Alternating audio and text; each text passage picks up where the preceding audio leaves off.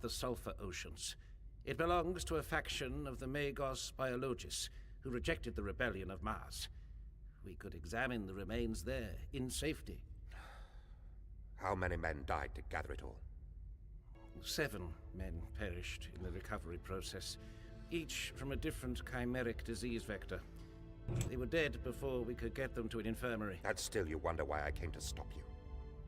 When Voyan spoke again, his manner was different. Something had changed in him now, with almost a beseeching tone to his words. You left us behind, Nathaniel. Those who remained of the 70. You went away and you were given purpose, but not the rest of us. Not I. So, I forged my own. We legionaries are functionally immortal, are we not? Away from battle and threat of death, we might live for millennia. So, I chose to rededicate my existence to finding a cure for that hideous living death that took our former kinsmen. He met Garrow's piercing gaze. I need this purpose. Without it, I am only the cast-off son of a traitor legion. Lost and forgotten, distrusted and maligned. I have no knight's armor, no sanction from Malcador the Sigillite. I have only my hope. You understand that, don't you? I understand. More than you can know, my old friend. And that is why, for the final time, I refuse you. This must end here. If you do this, there will be no chance of redemption. You will doom the Death Guard name to live in infamy for thousands of years. It is our Gene-Father, Lord Mortarion, who made that choice, Merrick, not I. The shadows were at their heaviest here, thick curtains of night dark that made the wide space of the hall seem enclosed and oppressive. As Garrow reached for the casket, he felt the flesh on the back of his neck prickle. That innate war sense, bred into him through the gene works of the legions, came alive. An intuition he could not name, an animal impulse warning him of a danger as yet unrevealed. His armored fingers touched the curved lid, and he knew that something was amiss. There, along the seam that held the casket closed, the thick brass maglocks that should have each been sealed tight were hanging wide, the latches like slack jaws. It is open. What? That's impossible. Suddenly, the air tasted of fetor and rancid meat. A wave of slaughterhouse stench and decay arose, potent enough to curdle the air in Garrow's lungs and repulse even a legionary's constitution. He took an involuntary step backwards, though some instinct made him reach out towards the black, shadow-wreathed stanchion supporting the casket. Light moved strangely upon the iron pillars, almost as if it were being absorbed by the dark. And Garrow had the sudden sense that the unnatural shadows he saw were not falling from the play of illumination and shade. Darkness coated everything in a fathomless slick. His fingers scraped at the metal and encountered thousands of tiny, chitinous forms, clustered so densely together that they were a thick, black mantle. The shadows are flies. Hidden in the gloom, the silent, unmoving insects now exploded into horrible, freakish life. Their tiny mutant wings were sharper than razors, their warp-tainted mandibles wet with acidic venom, and they craved warm flesh and spilled blood. Damn! What in terror's name? Back! Get back! Where did these things come from? There was no living organic matter in the ashes. They could not have come from the casket. This chamber was hermetically sealed. Nothing can get in or out. They came from the Immaterium, born out of madness and corruption. Do you not see now, Merrick? This is the nature of the enemy. The warp. Aye. He shoved Voyan towards the heavy airlock hatch behind them. Go. You are unprotected. These things will feast on the meat of you. Make your body a nest for their maggot hatchlings. We cannot let the swarm move beyond this chamber. Now, go! And seal the door behind you. Garrow's former comrade nodded, but he could not take his eyes off the casket. Of its own accord, the metallic cylinder was cracking open, and a torrent of newborn flies flooded out, filling the air with a hurricane of glistening wings. Captain, you can't fight them with a sword. Let me worry about that. Voyan stepped over the threshold, and Garrow slammed his mailed fist into the hatch controls. The meter-thick barrier of solid plasteel slid into place and locked shut. Garrow reached down and donned his sharp-snouted battle helm, securing it against a dithering cloud of carnivorous flies. Through an armor-glassed portal, Garrow saw Voyan's face looking back at him from the safety of the corridor beyond. The apothecary's aspect was that of a man shaken by a truth he did not wish to face. I warned you. This is what the enemy is capable of. And when we try to fight them on a battleground of reason, they shift the sands beneath us. We are at war with the impossible. He marched into the storm of flies, but did not draw his power sword. Voyan was right. Even with the weapon's energy-charged edge, Garrow would only destroy a handful of the swarming horde. He had a different manner of attack in mind.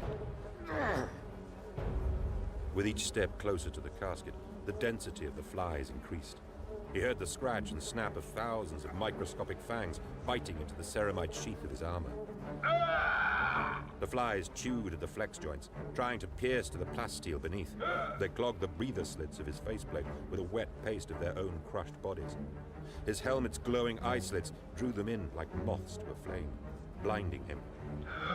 Step by step, Garrow felt his way back to the casket on the dais.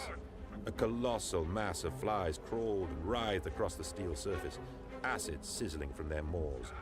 For a moment, the warrior thought he heard the echo of Solon Decius' warped laughter in the buzzing of their wings. Garrow opened a Vox channel. This is Captain Garrow. Execute emergency protocol. Open the doors. Garrow activated the magnetic pads on the soles of his boots and tensed. The blank bulkhead at the far end of the hall shuddered, and then, in the manner of a magician's trick, it became a series of great panels that shifted on hidden rails, retreating back into the walls. A blinding yellow-orange inferno was suddenly revealed, blazing beyond the retracting doors. The turbulent surface of Sol, Terra's great sun. The tainted atmosphere inside the compartment was immediately blown out into the vacuum beyond. And with it went the swarm. The mutant insects were simultaneously flash-frozen and burnt to a crisp, and even their warp-tainted origins were not enough to save them from the titanic power of the star. Crimson warning runes lit up across every readout visible to the Legionary, as the temperature inside the compartment rose to terrifying ranges. The heat burned off the dead flies and scorched Garrow's grey armor a dull black. He felt it beat at him, boiling him alive. With effort, he reached for the casket and took hold. When Captain Garrow had come aboard this ship after learning of Merrick Voyan's ill-advised scheme, his first act had been to order the vessel's commander to divert course, away from Io and Jupiter, directly towards the sun. Now, nothing lay before him and the oblivion of the solar furnace. Garrow tore the casket from its support with a snarl of exertion and lifted it high. Then, marshalling all the potency of his gen-enhanced musculature and the power armor that encased him, he hurled it through the open hatchway and into the grasp of the star.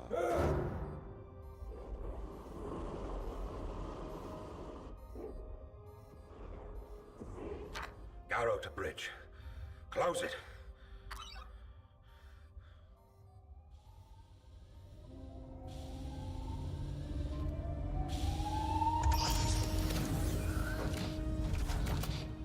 It is done.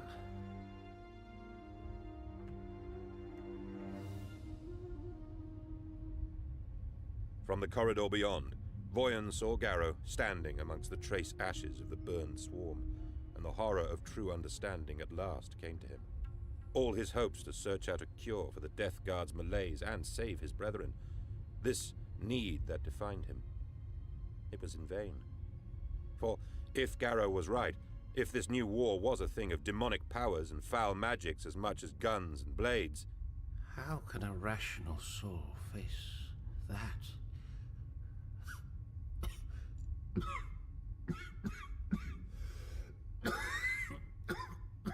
Voyan felt his throat tighten and a sudden burning in his blood.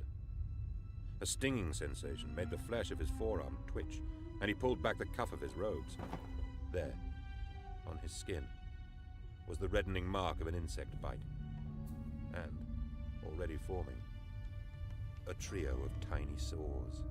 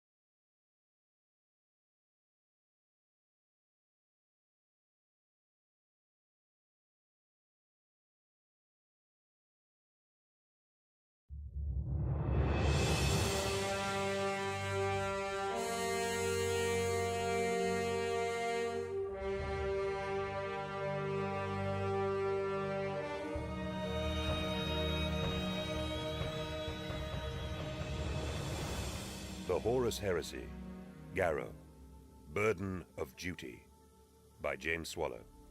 Hello, Sane. I've tried it for maybe 2 hours or something.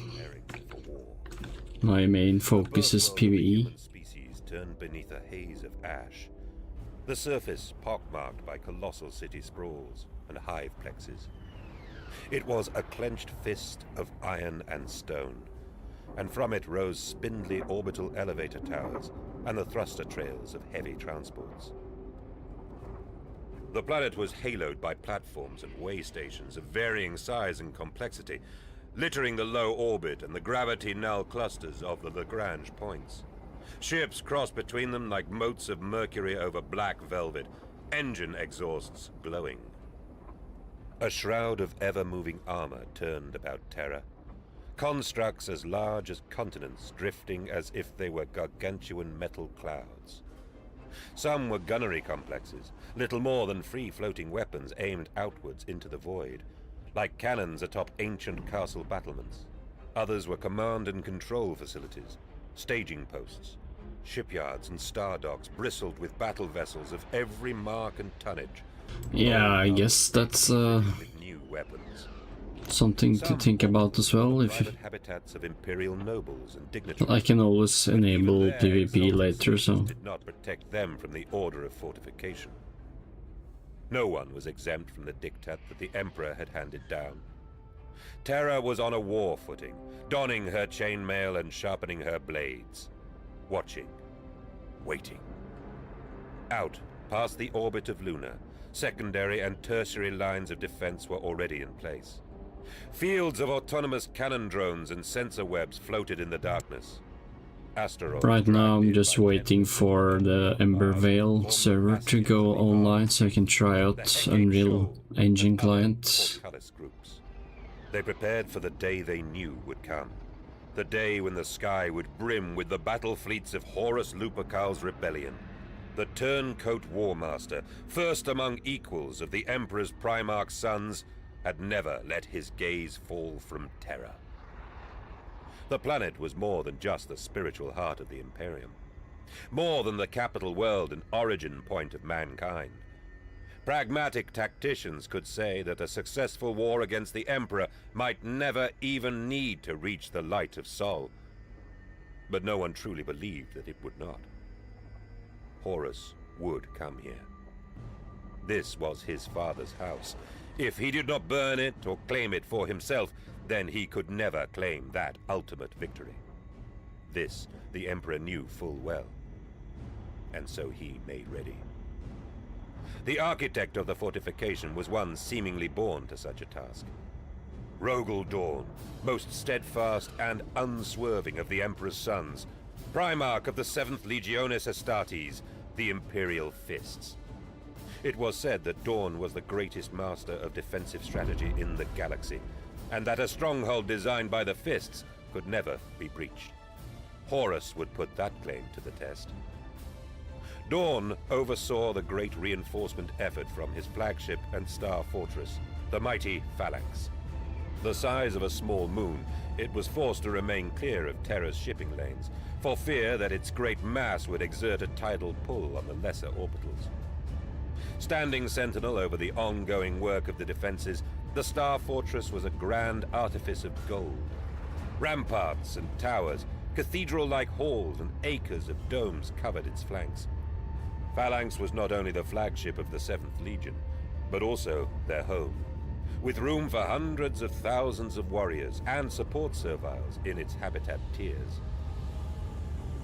Lines of military traffic and freighters dotted the approaches to the fortress, a complex dance of starships moving back and forth under Dawn's supreme command. And among them, lost in the mess of Auspex returns and radiation backscatter, a small shuttle pod crept closer on stealth-cowled engines.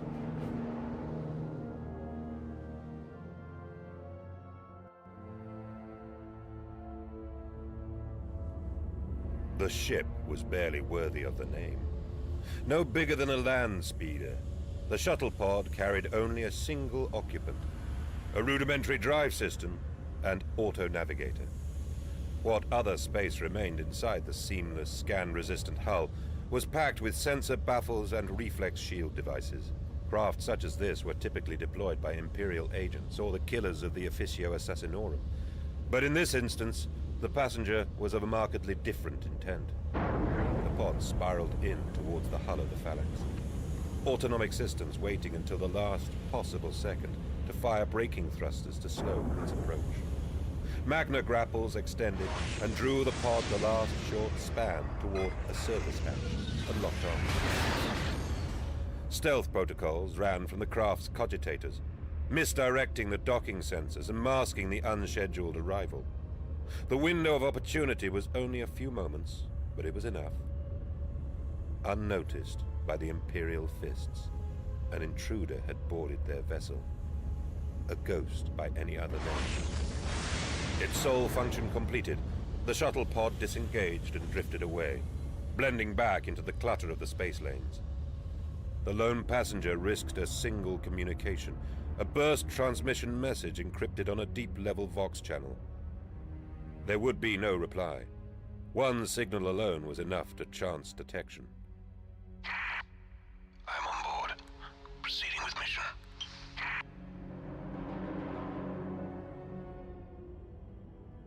The warrior let the long shadow conceal him, the bulk of his ghost-grey power armor half hidden in the gloom.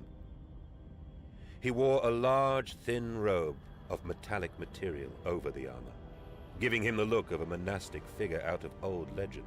Pulling it close, he activated a device sewn into the sleeve, and the surface of the robe shimmered. He became a glassy sketch, a shape disrupted as if seen through a rain-slick window pane.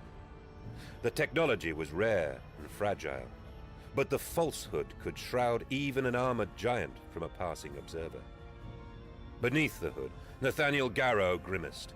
He did not approve of such clandestine acts, but he had no other choice. He was here on the direct command of Malcador the Sigillite, the Regent of Terra. Once a battle captain of the Death Guard Legion, Garrow had long since forsworn that status to become what some called a knight-errant. Hello, Malcador's covert AF. missions amidst the turmoil of galactic civil war. Well, not until I actually meet proper Fire, Frost, or Shadow. To point when the eyes of crew serfs or Imperial Although- Fist legionaries turned away. Yeah, so I'm not crossed really the wall of victories, following the lines of the needing to do statue that guards yet of the Gallery of Heroes. when leveling up. He had been aboard the Phalanx, Except if I fight fire elementals that are on the same level, I guess. Garrow had been a guest or of the something. 7th Legion, plucked from certain death by Rogel Dawn himself. It sat poorly with him that his return came under a shroud of secrecy. The corridors and chambers of the flagship were magnificent works of functional, martial architecture.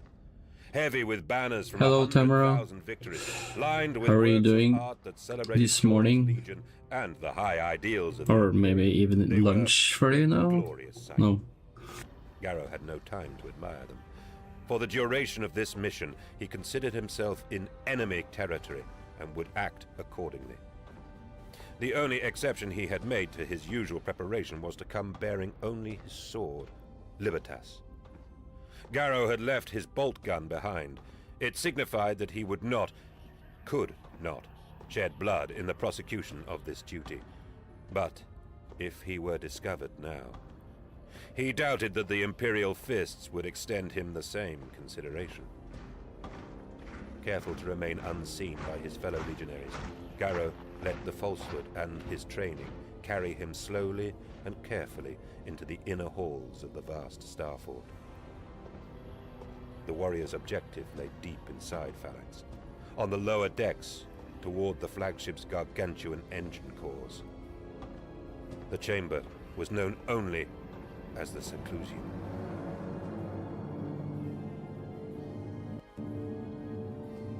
A huge oval gate, titanium blue and ringed with locking devices, rose up before him.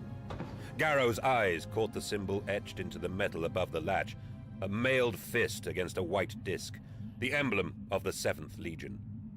Rogel Dawn himself had struck that sign when this door had been closed, and if Garrow opened it, it would be Dawn that he defied. Inside the sealed chamber, behind walls of dead green yeah, black-faced iron, it seems I and have psychic double. countermeasures from the dark age of technology, the Primarch of the Imperial Fists had willfully imprisoned a cadre of his own sons. They had committed no crime, done nothing to dishonor their brethren. These were steadfast warriors taken from frontline battle duties, men ordered to disarm and stand down by the father of their legion. They were Imperial Fists, somber and steadfast in character, and to every last degree Dawn's true sons. Yet, they had accepted their Primarch's command without question. The only offense that these legionaries had committed was to be cursed with the gifts of the warp. Lexicanium, Codicia, or Epistolary, they were the battle brothers of the Librarius, trained to use the power of their minds as a weapon. The Emperor's passing of the edict, after the conclave on Nicaea, had ended that service in a single moment. In the wake of the Sorcerer Primarch Magnus the Red's dalliances with the mercurial powers of the warp, their weapons had been denied to them. I'm not sure why this is happening. Forbade all use of psionic powers among the legions, and now Dawn's librarians spent their long days in quiet meditation, isolated from their kinsmen and their future uncertain. Garrow reached into a pouch on his belt, removing a device that Malcador himself had pressed into his hands. Okay, can I make anything The now? origin of the small crystalline object was unknown to him, but Garrow could not entirely banish the feeling that it was somehow alien. When he had questioned the Regent of Terra Heavy on that grinding suspicion, stone. Malcador had said nothing, merely holding him in that steady, cold gaze. The device began its work, the seals holding the gate shut opening in swift order under its influence. But the action did not go unnoticed. In the Legion's name, halt and identify. Hidden alcoves spun to reveal a pair of armored gun servitors in the yellow livery of the Fists. The machine slaves dithered, struggling to track the cloaked warrior. Garrow did not give them time to target him.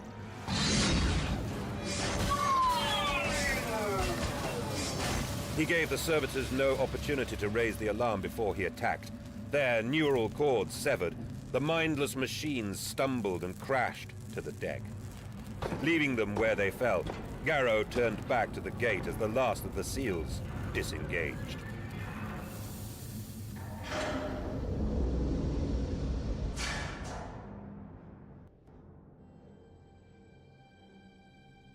Brother Massac was dreaming. He did not sleep, for the bio-implants of the Legionis Astartes ended the need for such a thing. But he did dream. In the strange mind space of his meditations as his thoughts turned in upon themselves, and he contemplated his fate. What? In the darkness, he sometimes saw glimpses of things that appeared unreal, ethereal. Skies black with warships. Creatures beyond the alien. Warped and monstrous. War burning the galaxy from spiral arm to core. Time had become meaningless to Massac and the other Psykers. Isolated from the universe at large, the passage of weeks into months and months into years had fallen away until there was only the now. Massac was ready to wait as long as his Primarch wished him to, contained within this chamber. Crap, I need That more was his mithril. duty. When the Imperium needs us, he will come. When the time is right, Dawn will return for us. The words came from nowhere, but the conviction beneath them seemed transient. None among the isolated librarians had given voice to any doubts about their confinement, but a bitter thought buried deep in Massac's mind threatened to rise to the surface. What if Dawn did not return? The seclusion gate. Brother Massac's mind snapped back to wakefulness as he rose swiftly from his pallet. Something was awry. He sensed the flicker and fade of the gun servitors as the Okay, dim let's candles of their send a minds were gift snuffed out, to... and then the hazy shape of another Psyche. One hidden behind hard walls of counter-telepathic training and rigid thought. It could only be a legionary. Oh, I didn't but the know. identity of the warrior was impossible to grasp. ATSW, I can check it Call out. upon his powers to push deeper would be to violate the decree. Instead, he found a handful of his kindred and called them to arms. Something is wrong. The gates should not open so readily. This must be some sort of attack. Massac turned to see a grey armored figure appear as the falsehood fell to the deck. He was haloed by the glow from the corridor beyond, a power sword crackling in his grip. The librarian's weapon of choice was a force axe, two curved blades of psychically resonant metal forming the killing edges.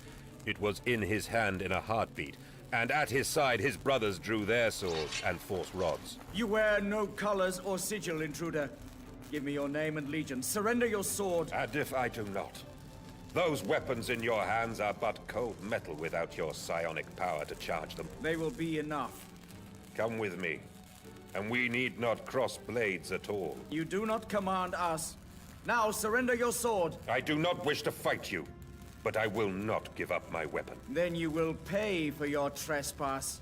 Massac and his battle brothers advanced upon the intruder, launching a string of connected attacks that were each met and parried. The librarian tried to find the measure of the warrior. He moved with fractional hesitance, betraying the presence of an augmetic replacement limb, but he was not slow. His great power sword deflected Massac's own weapon and forced the librarian back a step. The Nameless One had the scarred face of a hardened battle veteran, and the prowess to match it. The Imperial fists were 4 to his 1, but he held them at bay with unparalleled focus and skill. Massac grimaced, advancing. He let his brothers move in a swift feint, and then he struck, swinging the axe hard. Their blades met and locked, sparks flying. Massac glared at the intruder, searching his expression for some understanding of why he was here. Who are you? Despite his iron self-control, in the melee some tiny fraction of Massac's preternatural power brushed across the mind of his opponent. A flash of insight came to him, the briefest glimpse of why the legionary had come to... Hello, Tamara. Hello there. Again. Within reach. The moment broke like brittle glass as a new force entered the chamber. The burning, stony mind of a warlord. Hard as granite, radiating cold fire. It eclipsed everything else. A silent inferno of pure will. By my command, put up your weapons. Rogel Dawn filled the chamber with the great weight of his presence. His aura the very echo of the mailed fist upon his ornate armor. Flanked by his Huskarls, the Primarch of the Imperial Fists threw his stormy gaze across the Psykers and watched them each sink to one knee, bowing their heads. Massac followed suit, as did the grey-armored intruder. Dawn was a son of the Emperor, a walking fortress of a man, more invincible and unyielding than any construct of stone and steel. Few could have the courage to meet his gaze without flinching, but to Massac's surprise, the veteran warrior did so. Well met, Lord Dawn. Something like surprise flickered briefly on the face of Massac's master. Nathaniel Garrow. I wondered if our paths might cross again. Did he send you? With all due respect, my lord, I believe you already know the answer to that question. Dawn's eyes narrowed, and he gestured to one of his men. Take him to my chambers. I will have words with this one. Massac watched Garrow sheath his blade and walk away in custody. As he crossed the seclusium threshold, he threw Massac a nod. What? I don't have Salt Shore. Respect, perhaps. Oops. The librarian turned and found the Primarch studying him. Your isolation should not have been disturbed. Those responsible will be punished. Return to your meditation. The gate will be secured once more. Master. Dawn halted, but did not turn back to face him. My lord, if I might ask of you, how goes the Great Crusade? The Primarch was silent for a long moment. The question, the real question, hung unspoken in the air between them. When may we return to our legion? Matters have become complicated. It is a crusade no longer. A war now. A war of brutal dimension and great sorrow. We stand ready to serve. I know you do, my son. I know.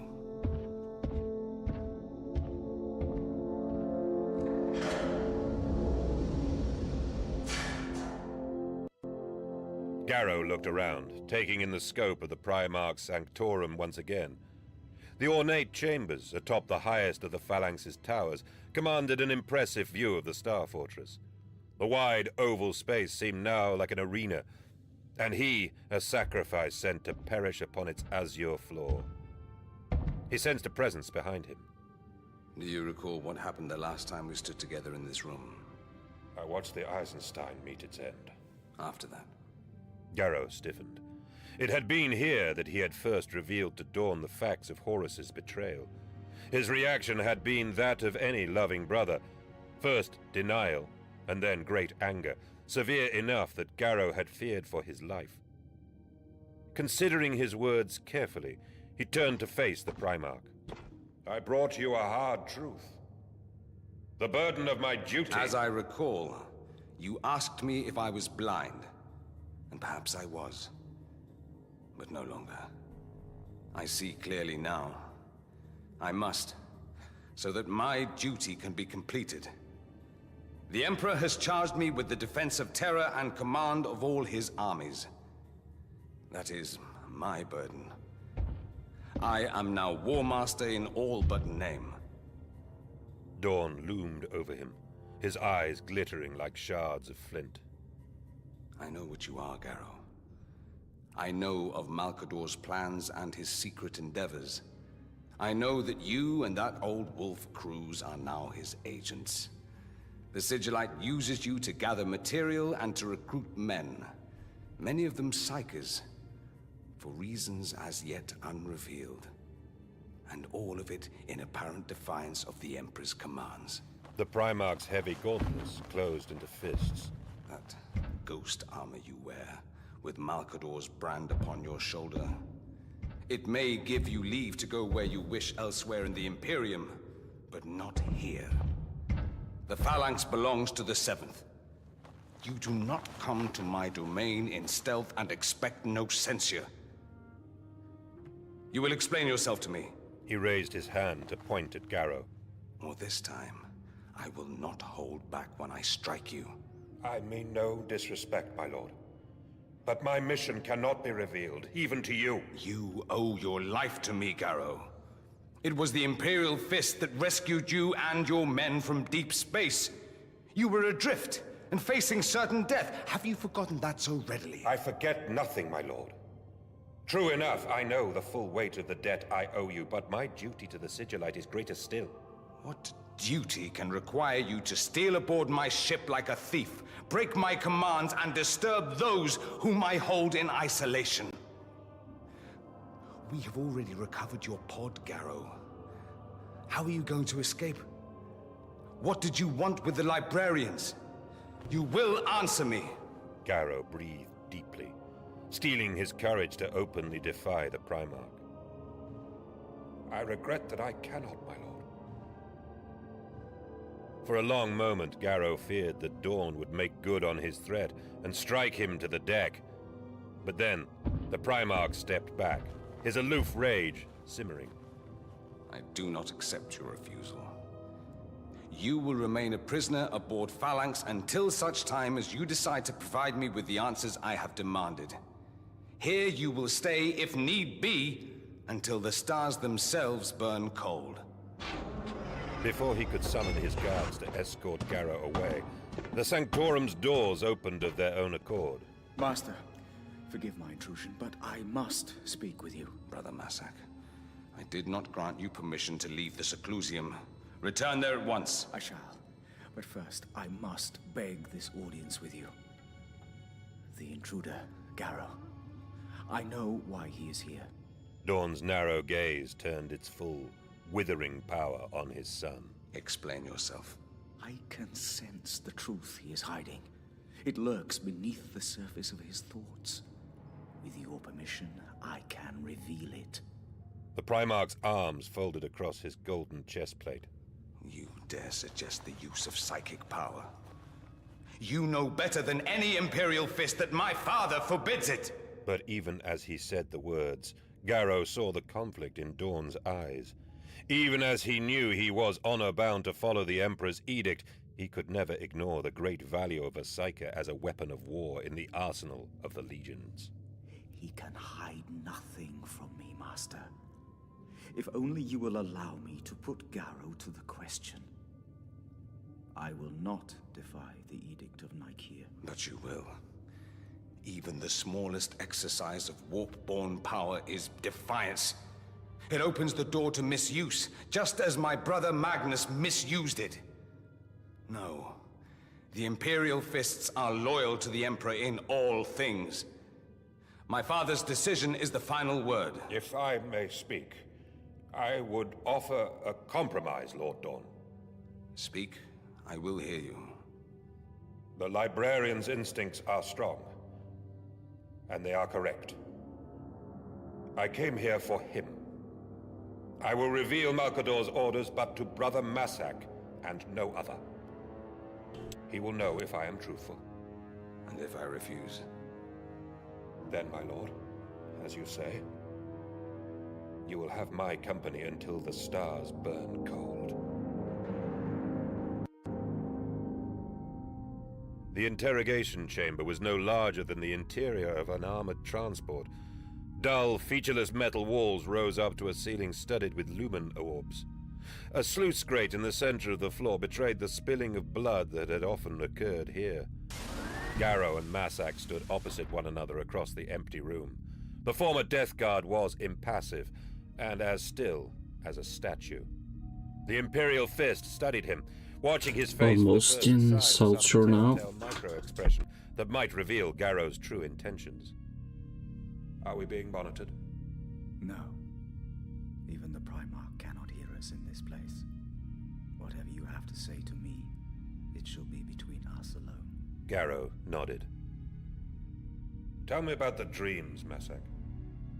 Of all the words he had thought to hear, the librarian had not expected that. Massac had spoken to no one of the disquieting images that had visited his meditating mind in recent weeks, growing more frequent with each passing day.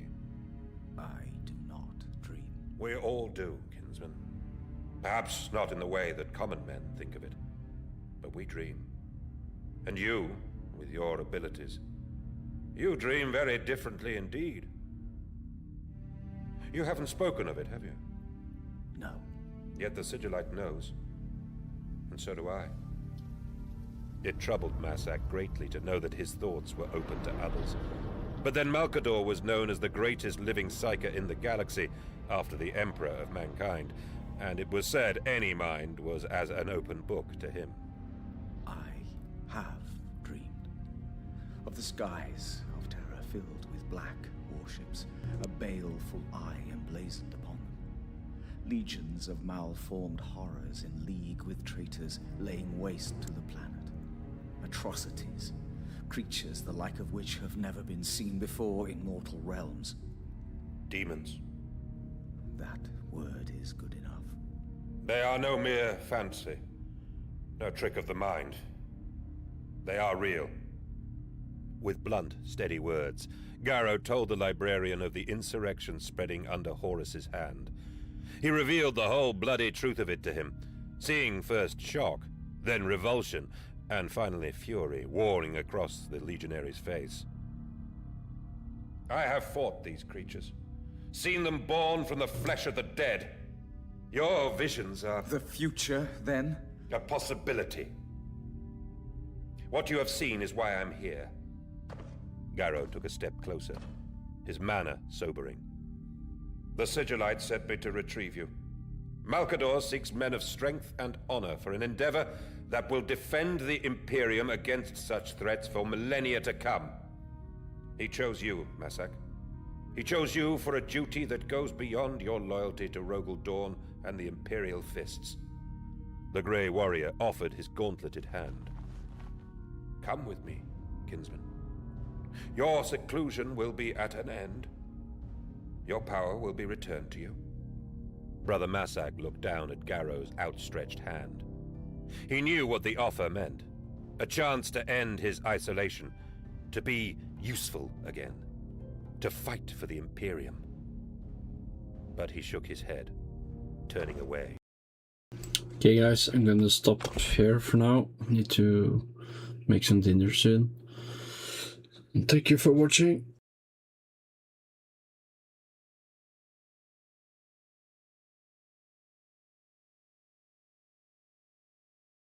Gear Red Ridge.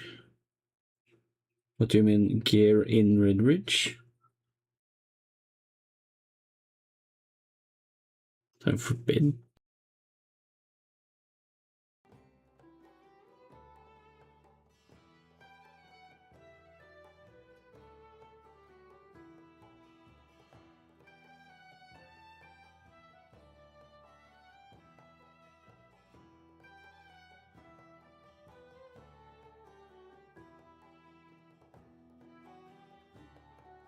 I have a quest for it.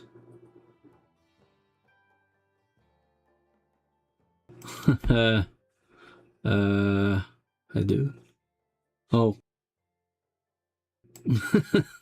No, I'm probably gonna disband or remove that quest, all the grey ones.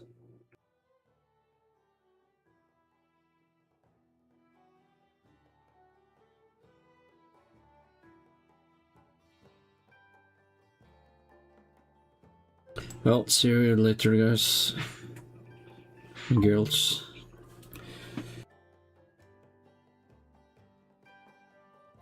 Probably gonna be online in 3-4 hours, maybe.